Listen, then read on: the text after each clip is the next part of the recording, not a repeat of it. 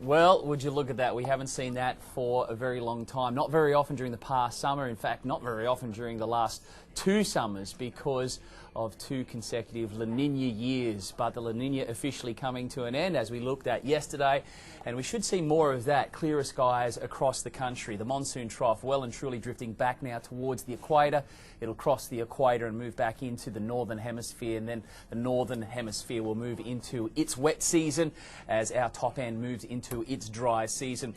Frontal activity starting to occur. We had our first one. That was the first southwest feed, that dry polar air coming up last weekend. We'll probably get a few more of those in the coming days. They're starting to brew now, just ripping through the roaring 40s, and every now and then we get those lovely fronts that come up. But overall, very quiet.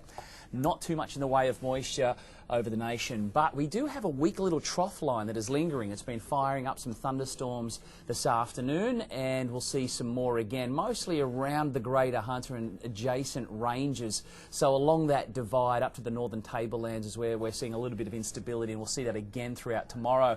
This is an interesting one for surfers. We've got a nice little deepening trough just off the coast as well. That's trying to spiral up the rotation of the Earth. It's called the Coriolis effect, is trying to spin that extra mass in the atmosphere, so we get a little low out there. That'll generate swell for board riders, and we'll see a little more southerly influence build along the coast. So we'll have a burst of showers that will increase across the coast east of the divide throughout tomorrow.